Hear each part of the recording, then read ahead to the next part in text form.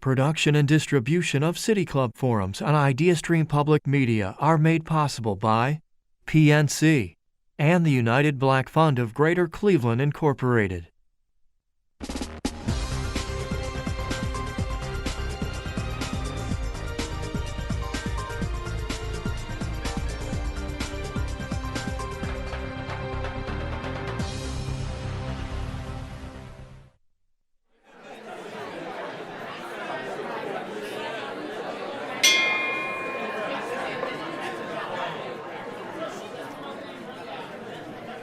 Thank you, thank you. Many of you know what that gong means. It means we're ready to start.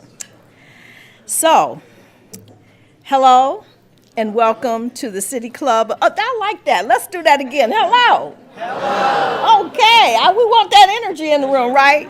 Okay. So, welcome to the City Club of Cleveland, where we are devoted to conversations of consequence that help democracy to thrive. It's Monday, in case you didn't know what day it is, where you are. It's Monday, November 7th, and I'm Marsha Maccabee, President and CEO of the Urban League of Greater Cleveland, and I'm going to stop for a minute and take a moment of personal privilege. I first of all want to acknowledge in the room my fellow presidents of urban leagues in Northeast Ohio. You guys, I know you stood up, but you worked hard to get many of your constituents here, and I want to recognize and appreciate you. So, Paris from Lorain County Urban League,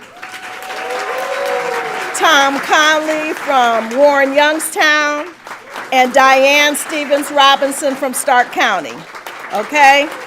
We work together as part of the Ohio Council of Urban Leagues. There are 7 affiliates in the state of Ohio, and we have the privilege of facilitating the Ohio Council along with Diane Stevens Robinson, so we're happy that you're here.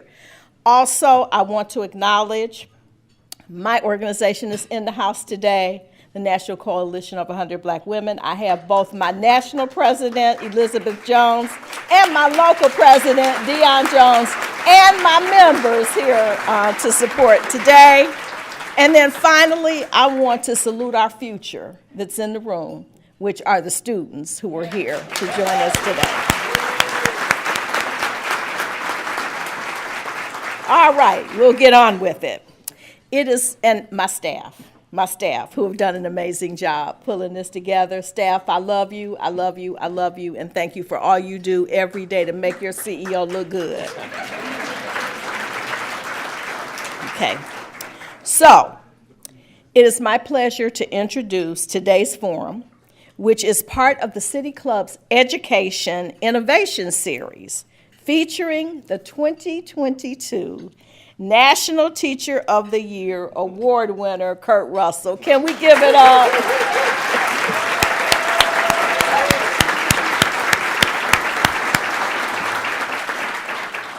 And he is right from Oberlin, Ohio, in the state of Ohio. I know I got some Lorain County folks in the house, okay. So Kurt is a 25-year veteran of the classroom and teaches history at Oberlin High School in Oberlin, Ohio, where he was born and raised. His classes include, and as an urban leaguer, I love this, African American history, which he has taught since the late 1960s. That's what it says here. That's not right, right?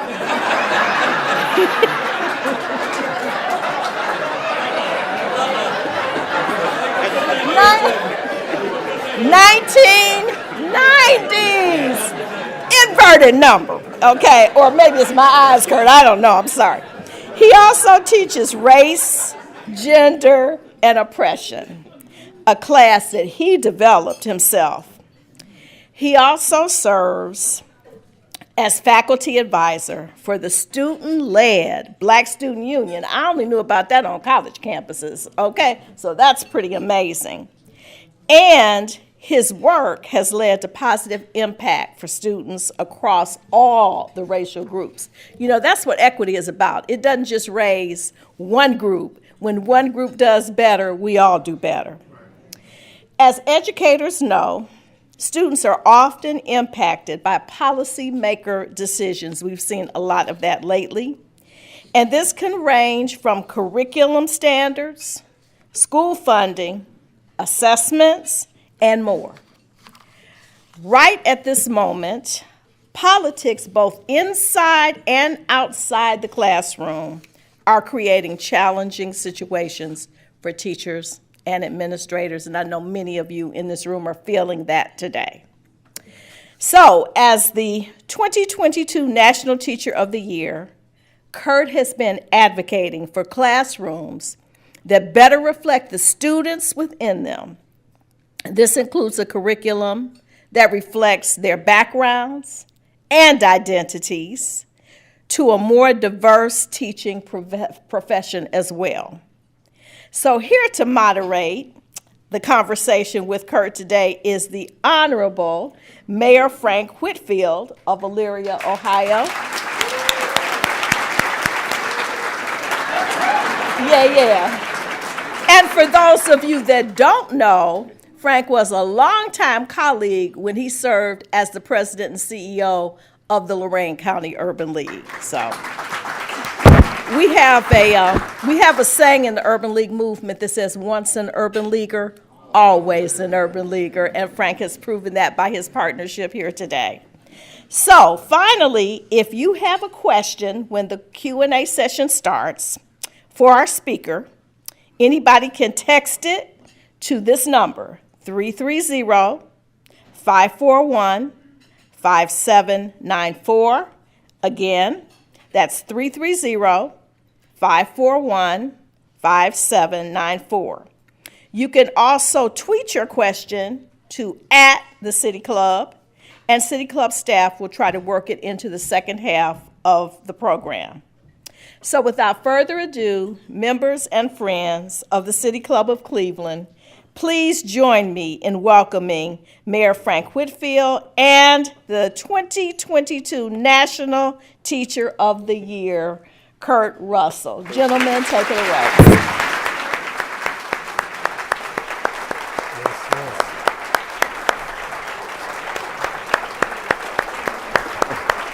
Sit down. Please, sit down. Thank you. Sit down. Thank you so much. You are too kind. Thank you so much. And I'm glad y'all did that. You know, as you heard Dan mention, these forums have been going on since 1912. And here, I think one thing that I think is important for us is to be present and recognize the historical significance of you being on this stage right now. I appreciate it. Not only as an educator, but based on recognition, the best educator in Ohio and the best educator in the nation. So that's a big deal, man. It's a big deal. I appreciate it. Thank you so much. So good afternoon, everyone. I'll be trying to take you on this journey today. I really have two goals in mind. One is to give you some insight into Kurt's life and who he is as an individual. And secondly, as was mentioned, we have an important election tomorrow, and there'll be important elections happening in the future, and to really talk about the impacts of politics on individuals like Kurt. But before we get into that, I want to give a special thank you to City Club of Cleveland, the Ohio Council of Urban Leagues. Thank you to Cecilia Render and the Norton Corporation, Tony Richardson of the Gun Foundation.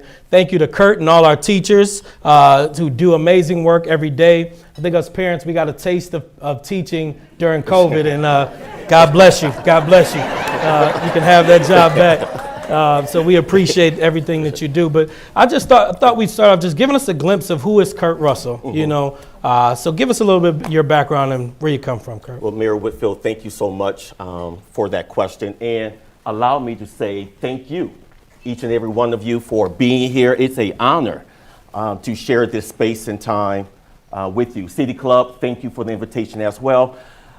Born in Oberlin, both my parents, which is an important story, so just go with me on this journey.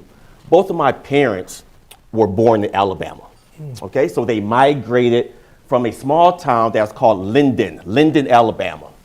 And so they came to Ohio looking for, I guess you could say, a better life. So while in Alabama, they developed a Southern culture. And this culture always had these three images. And these three images really shaped my teaching because I was inquisitive. They had three pictures.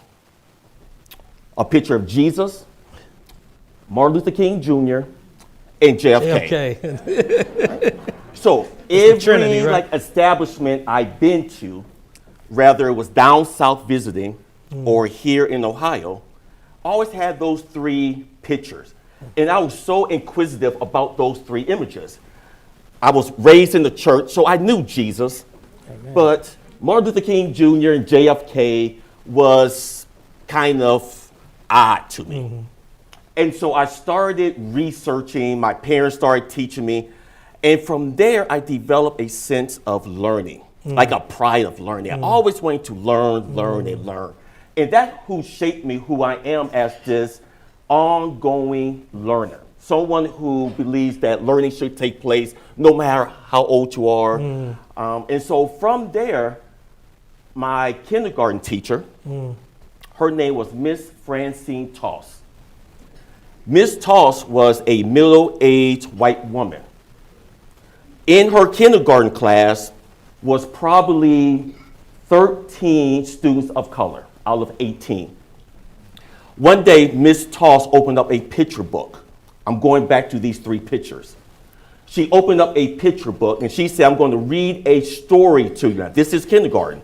And she said, it's a story about Martin. So she began opening up the book and my eyes got big because every single picture in that book looked like me. Every single one. So it was a story about Martin Luther King Jr.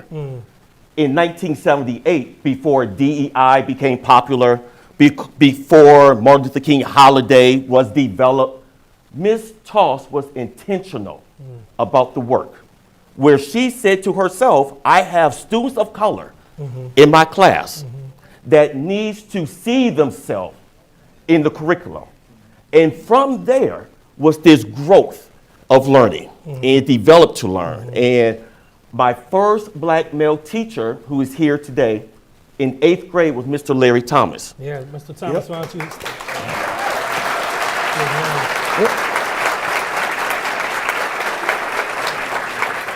Now, before you go, before you jump into Mr. Thomas, I want to get into what he did. Mr. Thomas is my principal as well when I went to Oberlin in 1 year, so I really want to hear this story. But before we get into that, you talk about Miss Toss and that representation. How have you used that inspiration in your classroom now to make sure students see themselves? Because with Miss Toss, because she was intentional about the work, because she excited her students, because she engaged her students, it's what I try to bring to my classroom. And so therefore, courses that I teach, African American history, race, gender, and oppression, I try to identify my students within the curriculum.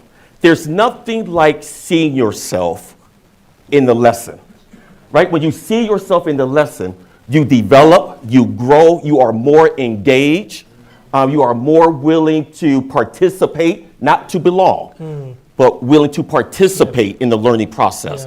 And that's what Ms. Toss really inspired me to do as a teacher. And it sounds like she was super intentional, and you are, so as opposed to saying, all right, here's the curriculum, let me try to make these students fit into it. It sounds like you're doing the reverse of thinking, how can I find curriculum that fits into the lives of my students? Yes, because it has to be student-centered, right? So everything that we do as educators, students have to be at the center of that discussion. So it's not about making sure that Kurt Russell feels comfortable in the classroom or making sure that I'm teaching lessons that excites me or lessons that I'm comfortable with.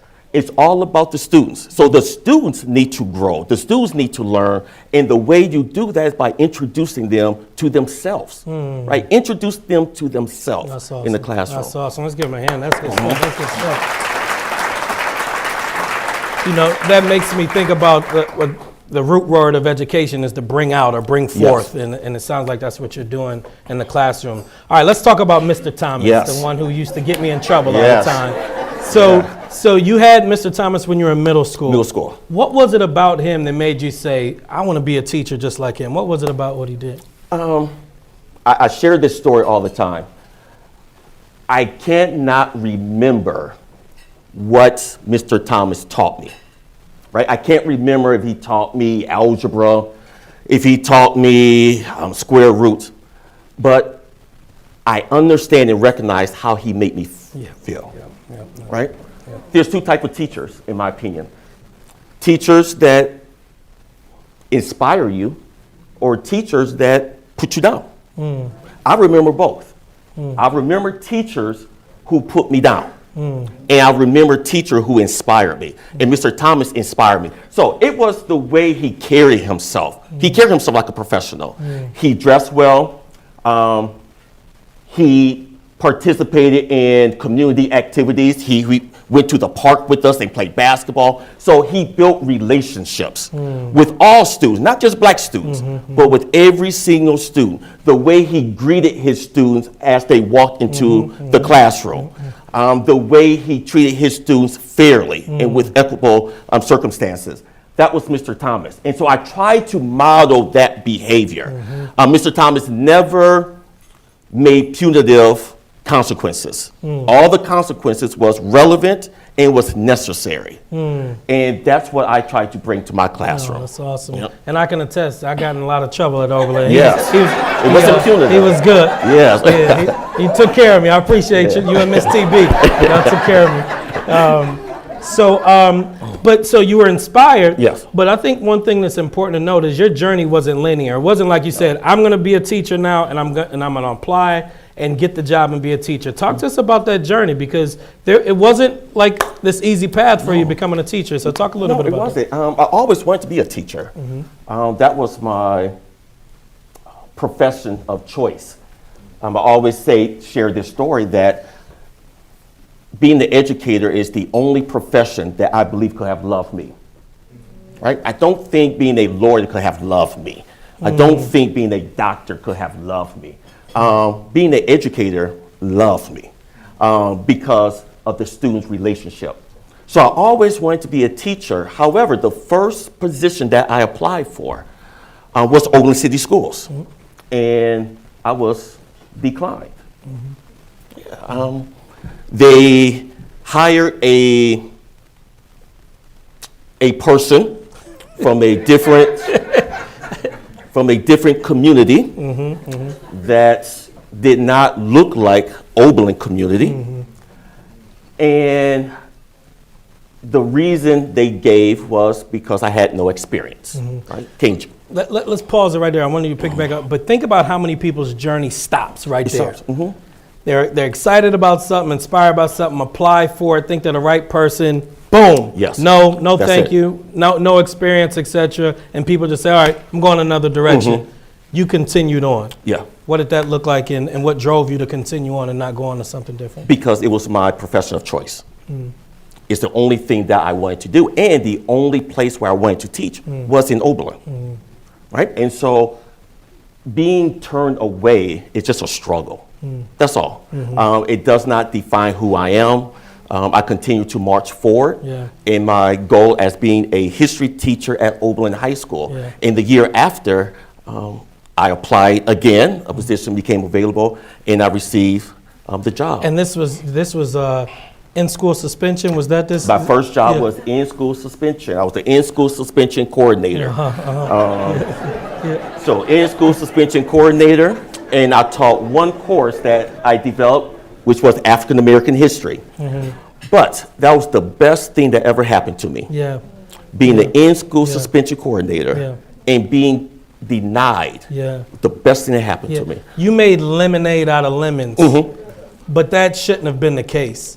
And I think for us as decision makers, we need to see the opportunity we almost missed by making such a short-sighted decision to say no experience, etc. And now here you are, the National Teacher of the Year. So whoever made that decision, you ain't got to call them out. But no, we won't do that. But I think, that's something that's important to note. So, only 2% of teachers in the country, 2% are black males. Tell us about why you think that is, and what can we be doing to change the policies around impacting that? Well, the first issue is that black boys are not encouraged to become educators. When a white girl is in the 3rd or 4th grade, you always hear, you will be a great teacher one day. Right? You hear that all the time, but you never hear someone encouraging a young black boy to be a teacher. And that's the problem in itself, is that we recognize the talents of young black boys, but we don't pursue them in education. Rather, we pursue them in other entertainment opportunities, but never in the field of education. So that's the first issue we need to encourage. Number 2 is pay, right? Let's be honest with ourselves. When there are some communities here in this country where teachers have to take on a second job to make ends meet. And so who will encourage a person to go into education when your bills are not met or your needs are not met? So we need to really rework, transform, rethink the way we encourage young people to go into education. And Dan and I were talking earlier, and he mentioned there's some policies that are potentially being proposed at the national level around minimum teacher pay. And I really hope that that we move that forward, because I do believe our teachers are underpaid. Again, last year during the pandemic, we was ready to pay teachers down. Take all my money. That's right. Take these kids and the money, and go for it. So no, we definitely want to recognize that. So you mentioned earlier you've developed your own classes. Yes. So one of the classes you teach is called Race, Gender, and Oppression. Talk to us. What is this class about?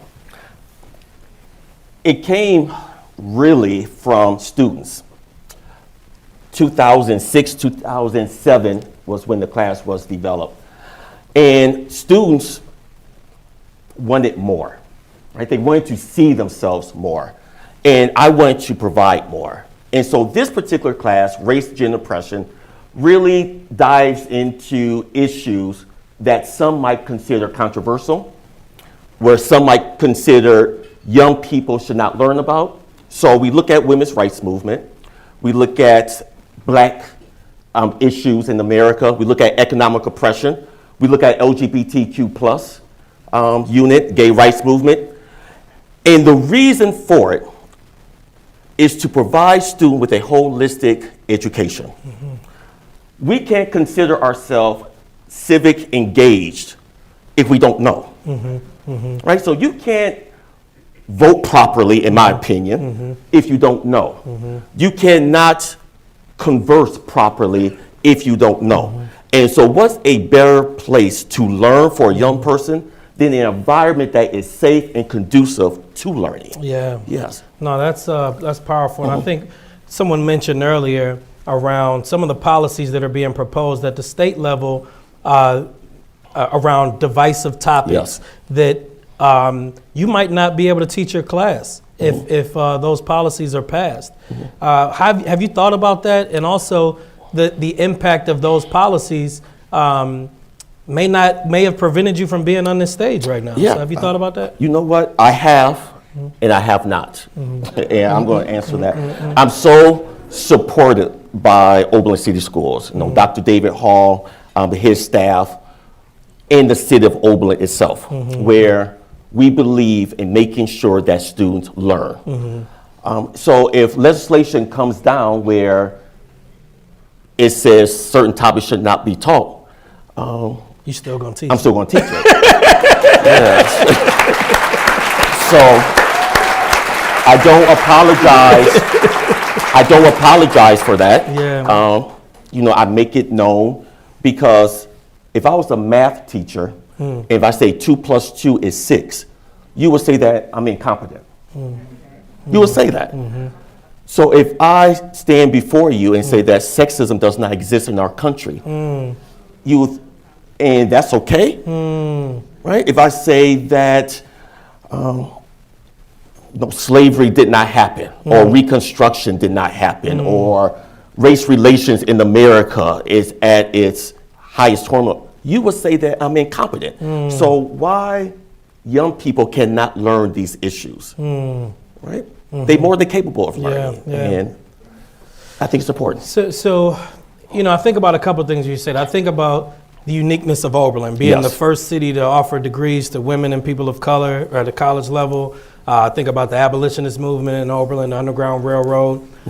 You've gotten a chance to travel around the country, Yes. though, and you've gotten to speak to thousands of people and educators. How are they responding to you in terms of this message? Because in Oberlin, it sounds different Yes. than in Iowa or in Texas or even some places here in Ohio. Yeah, to the point being said, yeah. Go down, 30 miles down the road and, let's hear the response there. So what have you been getting as a reaction? You know what? My main purpose is to share my lived experience. Can't argue with that. Yes. So it's hard to debate someone's lived experience. So my lived experience in the classroom is that students are interested in the topics. I believe students are learning. I believe students are growing. We are forming better relationships. And so that's my experience. And when I travel, that's what I share. Especially to audience that might not be of such, where audience are not too acceptive of teaching women's rights or LGBTQ plus rights. But I will continue to voice that because our students are learning and our students need to really focus on their own personal growth, and the teachers need to recognize that our students are able to handle these They can handle. I think that's the one thing I find is issue. My wife always tells me about like our kids can handle the conversation, can. and I'm always like, "Are you sure you want to talk to them about that?" Yes, you need to. I got 4 daughters, so you can understand what the topics Yes. are, and so. And she's like, yes, they can handle the conversation. It's age appropriate, right? Everything is age appropriate. So a first grader, second grader, no, I would not dive into Reconstruction or slavery and the brutality of Have them that. showing up to school. Yes, of course. But if you are a junior and senior at Oberlin Senior High School, you are more than able to handle those stories. No doubt about it. So, we're going to get some questions here in a second. So start to get your questions ready. If you want to start texting them in, feel free to start texting them in. So what would you say? So there's national policies that are passed, whether it's No Child Left Behind, or ESSA, then at the state level, you got whether it's third grade reading guarantees, or how, from the STAR system, the grade system, you got the state, then you got the local school board authority as well. What is your message to those who are making these policy decisions from a teacher's perspective? And then I'll have a follow-up to that. But what would you say is the message you think we need to hear as politicians around? Well, the first thing is that any policy that is being directed, that is being introduced, if there's not a teacher at the table, that's problematic. So you cannot form policies without the experience of classroom instructors. No, that has to be the forefront, the key. And if teachers are not there, then it's irrelevant, right? The policy is irrelevant because teachers are in I call it the grind, right? The grind each and every day. And teachers know the pulse of education. If you would like to discuss what is happening in education, talk to a teacher. Talk to a teacher. The teacher got the pulse. So that was my follow-up question is, what have been some of those policies that you've actually felt, or have you felt some of the policy changes? Because there's been some toxic policies that have been passed, especially and even in our state, that have impacted local education, public education. Have there been any that you felt, and if so, you want to name those, but just talk to me about how some of these policy decisions have impacted you. All the policies that have been very controversial and throughout this country, right? The CRT conversations, the banning of the books conversations, it really does one thing. It really discourages teachers from teaching and also young people going into education, right?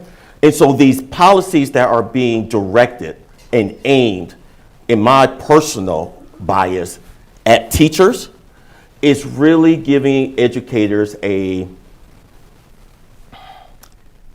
hopelessness attitude.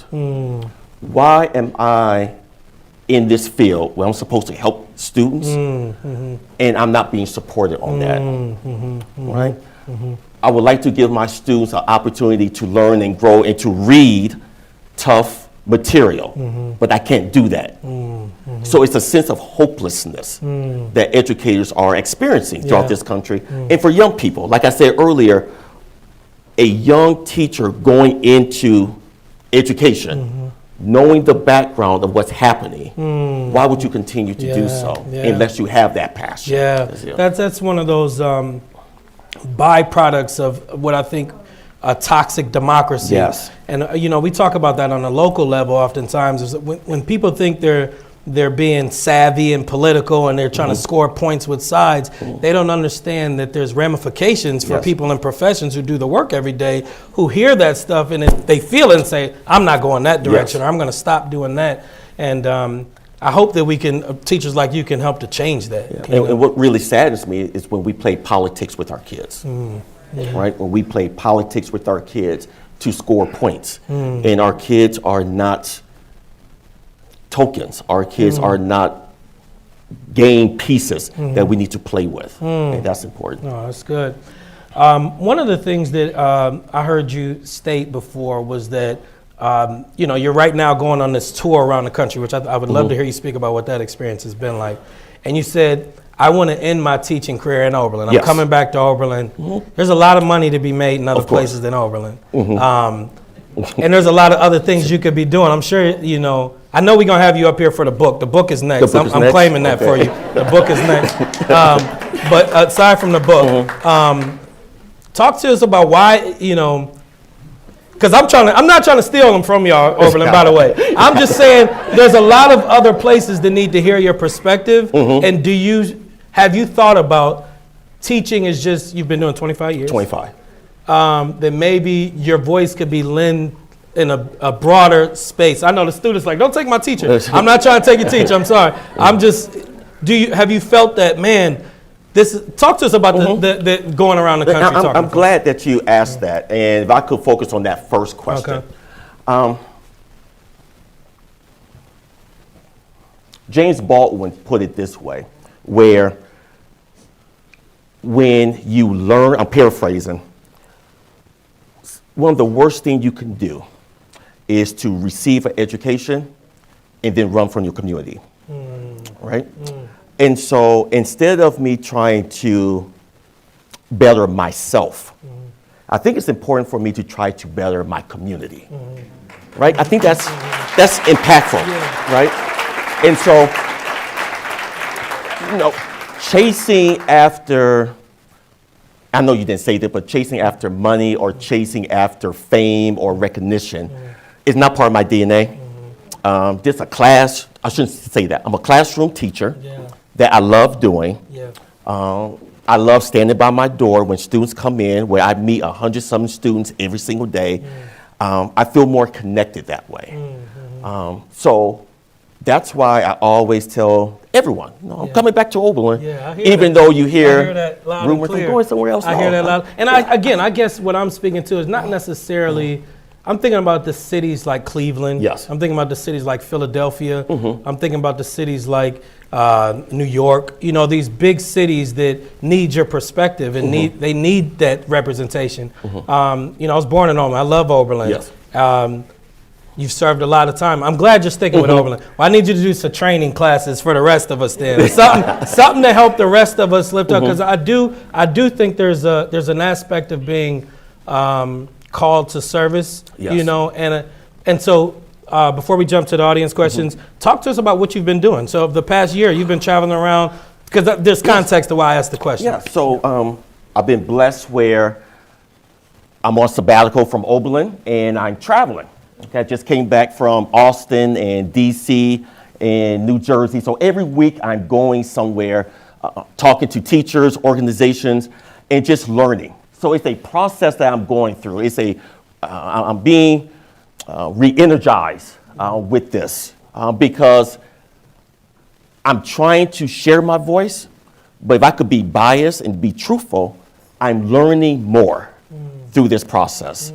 I'm learning about the great teachers that are out there that are doing the work day in and day out.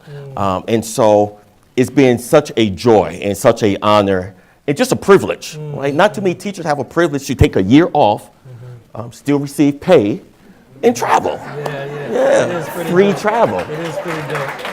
It's a great deal. It is. Yeah. Well, we're going to go to some questions from the audience. Okay. All right, thank you so much. We are about to begin the audience Q&A. We welcome questions from everyone, City Club members, guests, students, and those joining via our live stream at cityclub.org. If you'd like to tweet a question for our speaker, please tweet it at the City Club. You can also text it to 330-541-5794. That's 330-541-5794. That's largely for our virtual audience joining us via our live stream. And our City Club staff will work that into the program. May we have our first question, please?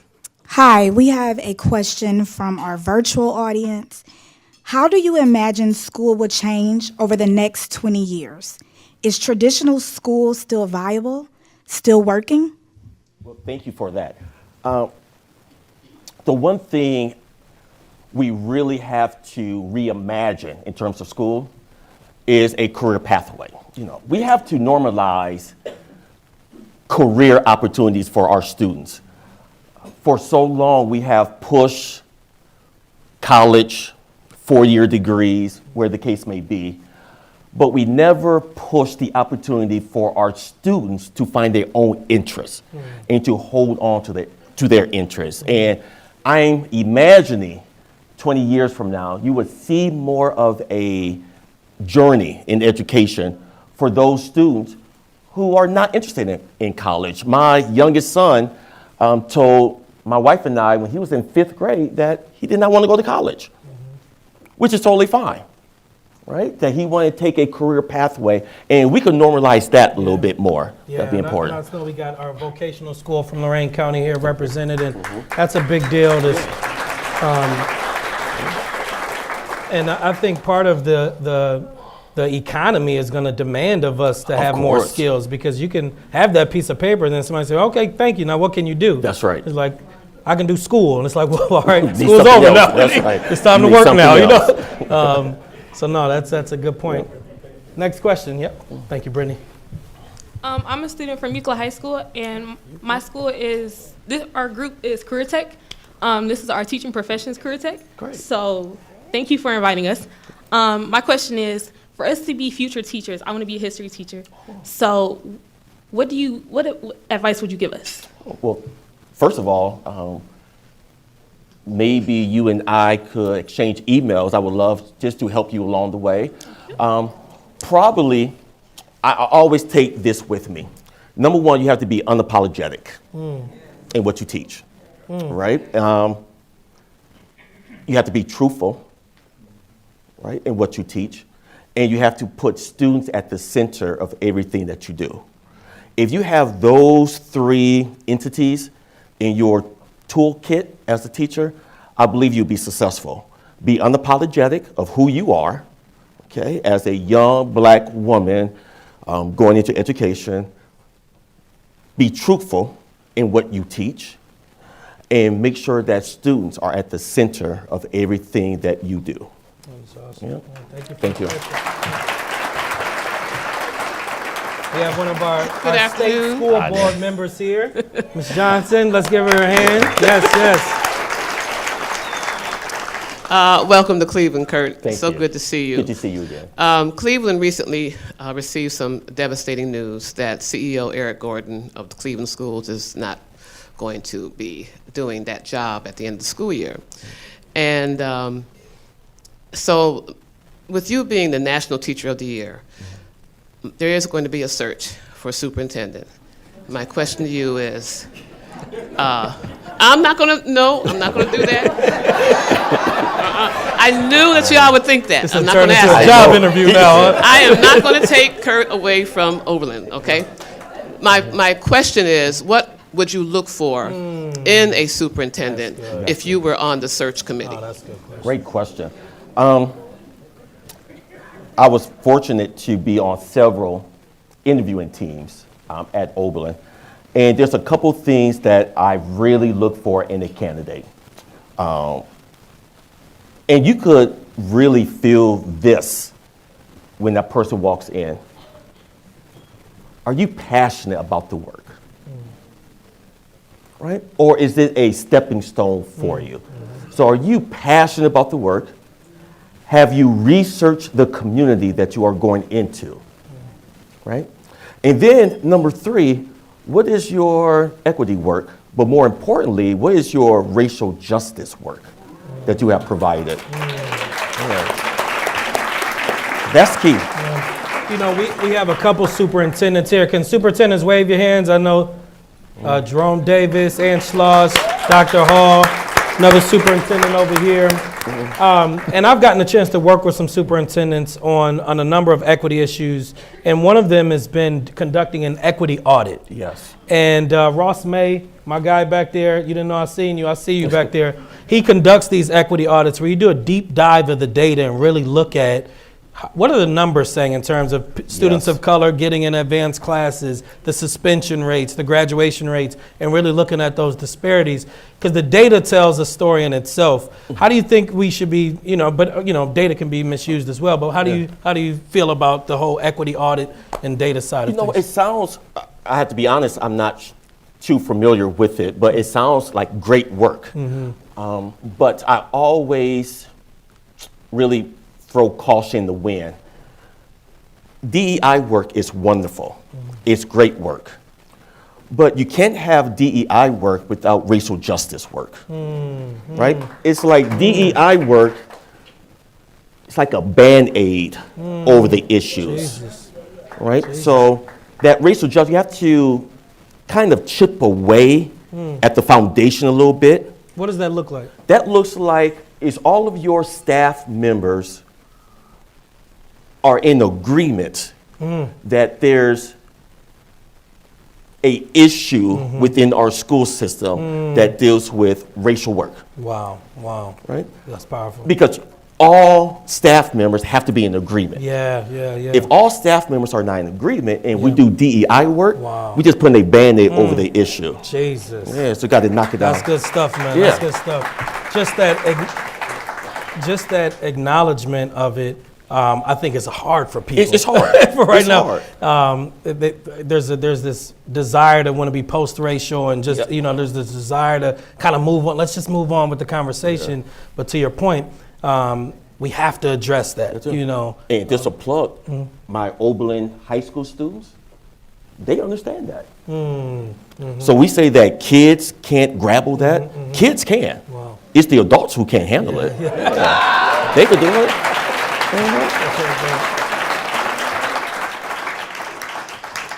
As a young black man, what advice could you give us or anyone?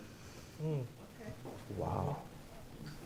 Sir, I'm sorry, sir, are you interested in teaching or? No? Okay. Criminal justice and becoming a police officer. Well, congratulations on that. Give you applause.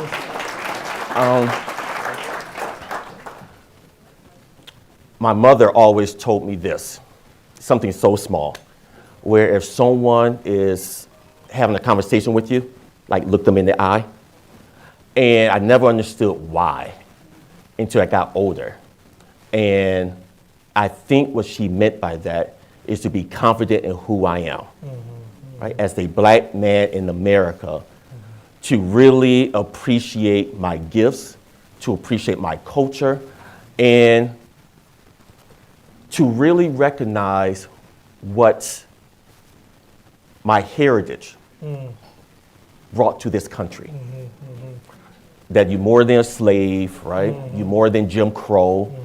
That you are somebody. Like Jesse Jackson said, you are somebody. And my mother said that when I walk, make sure I straighten up my back when I walk and don't put my head down. And so I take that with you. Just straighten up your back. That's right. Yeah, walk with pride.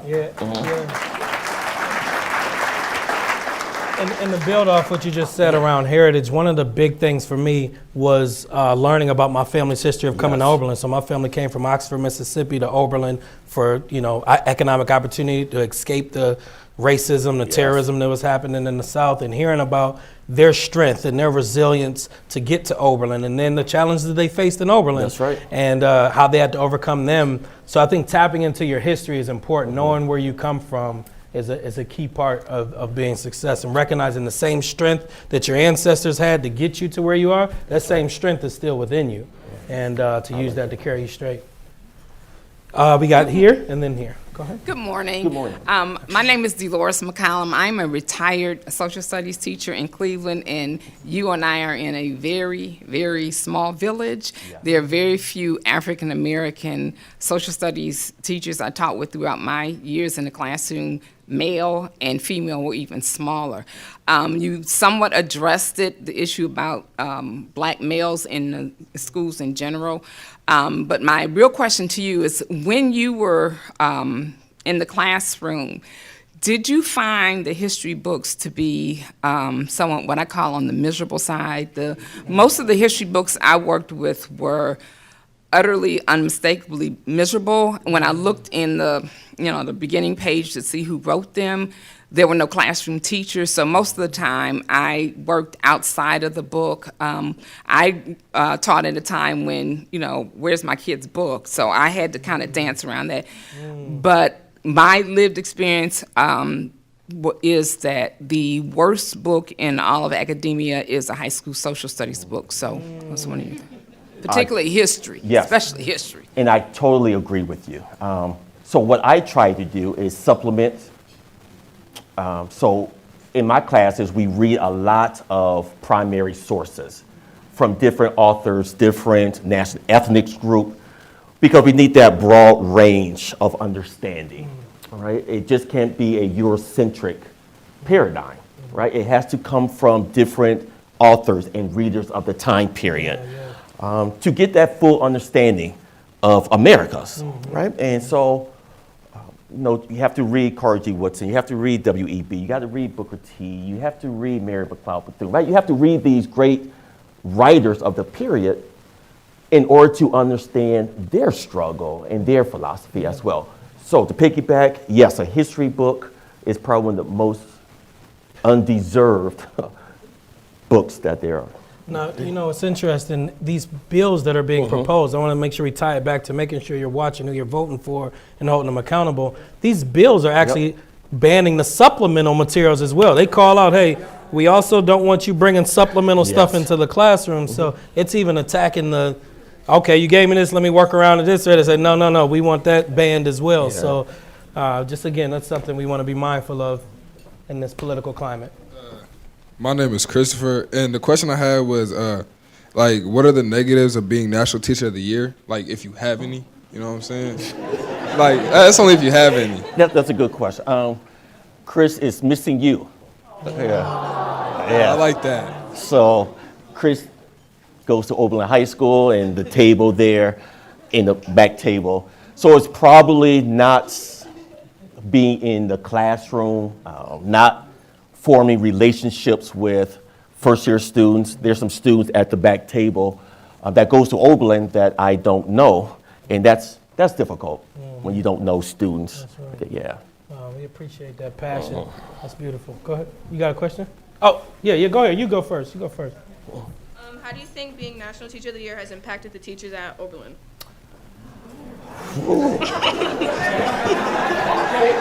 They proud of you. They are proud of you. We got one of them right here. We're Miss TB. Miss TB. Yeah, they proud of you. They proud of you. How has it affected teachers at Oberlin? Brooklyn, wow. Honestly, I'm not sure how. Hopefully, in a positive way. Yes. I always try to carry myself as not necessarily being this title, but being a colleague, someone who comes to work just like the other great teachers at Oberlin High School. Do you think when you come back, they're going to be like, oh, this is the National Teacher of the Year's table. Let's go over here, Well, I hope not. I know one person, Ms. Tober Brown, would not allow that to happen. So, yeah. We got a question here. Yeah. Mr. Russell, you've spoken eloquently about the need for students of color to see teachers of color. And I wonder if your experience at Oberlin or your experience touring the country has given you any insights about the need of white students to see teachers of color. Yes. Would you comment on that? Thank you so much. That's a great question. Research shows that all students benefit from a more diverse faculty, right? And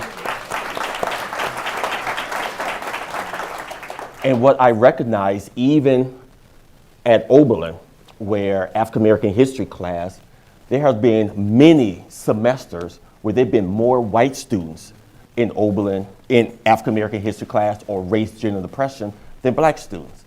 And so it's so important for all of us to be in harmony with one another about learning and learning about differences and learning about accomplishments and to celebrate all. And having a black male teacher in the classroom, I believe, helps my white students to break down some stereotypes, some barriers, to give them a different perception of what black men could be, more than a LeBron James, more than a Jay-Z, but a classroom instructor, which I think is powerful. Thank you. Yeah. So just building off of that, I think one thing that has always stood out to me, I went to Oberlin my senior year for, kind of free agency season or whatever. But I had never had a black teacher my entire educational pathway until I got to Oberlin. And y'all had a certain environment and climate there. Again, I joke about getting in trouble, but I was getting in trouble. Yes.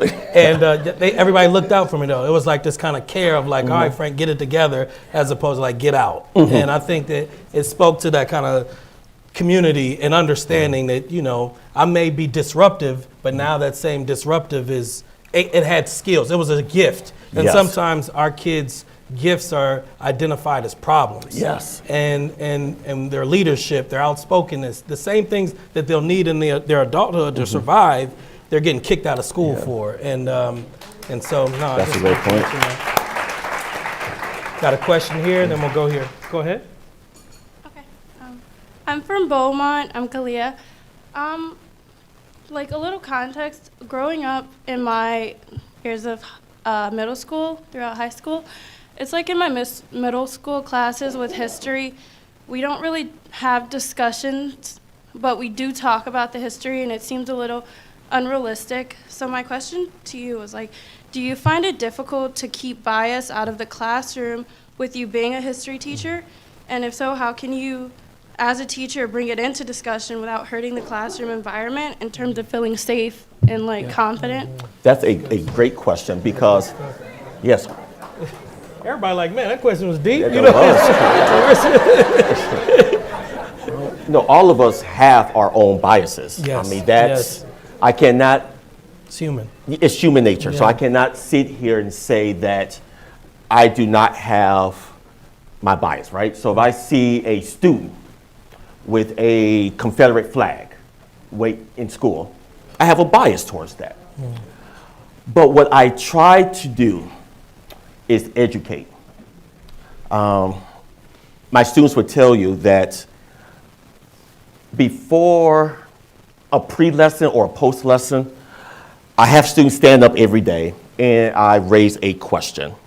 And I use a line in my classroom and say, if you believe in this statement, go on this line or go on that line, and then we discuss our issue. So I allow my students to talk first. And then what I try to do is bring in the historical ramification that's happening. So students talk.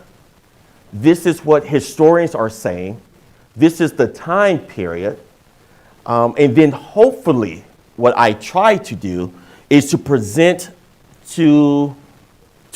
a non-threatening summary of what my thoughts are. But I always preface by saying this: these are my thoughts. You can agree or disagree, right? But these are my thoughts on the subject matter. So my thoughts on the Confederate flag is that it's harmful, but those are my thoughts. And students could develop their own perception if they like to do so. I think to her point in her question, around safety in the classroom. And it is a very delicate time we're in right now in society where I think it's important for us to be sensitive to what people are feeling, but also we have to learn how to lean into the discomfort as well. There's a big dialogue right now around Black and Jewish communities around the nation, and in particular here in Northeast Ohio. I'm a part of this group, Rekindle. We're having those conversations with the statements that different people have made. And one of the big takeaways is like we have to lean into the conversation. Like our Jewish brothers and sisters need to lean in, and our Black brothers, we all need to lean into this conversation, as opposed to, I think sometimes the discomfort makes you just want to say, let's not talk about it at all. And so how do you avoid creating that dynamic where it's safe, but at the same time you're encouraging people to lean into their discomfort? I think you have to create on the first day that safe space, right? Those norms. There was a student, when that was announced on CBS, a student said that in my class, I make students be comfortable with being uncomfortable. Right? You have to be comfortable with being uncomfortable. So there's subject matters that makes you cringe, but the way in which you grow is to be uncomfortable. I never know anyone to develop just through comfort. You gotta have some struggle there, which is okay. You're awesome, man. Let's give Kurt a hand again. Thank you so much. Thank you. Thank you so much.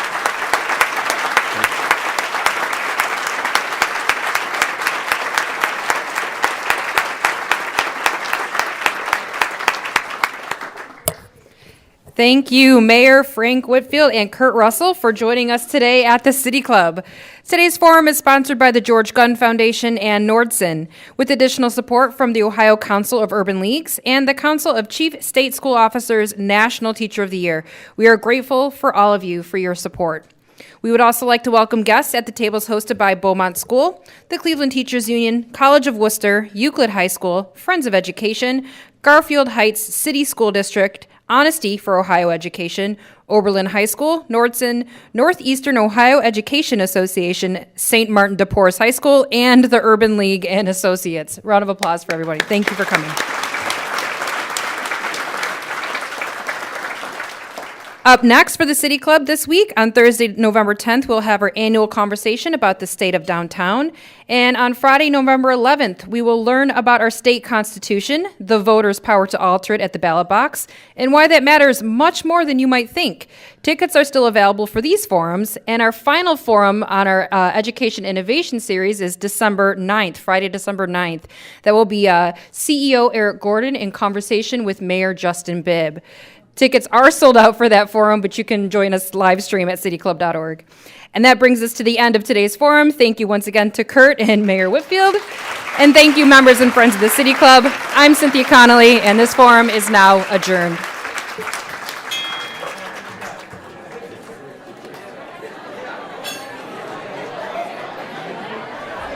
For information on upcoming speakers or for podcasts of the City Club, go to cityclub.org.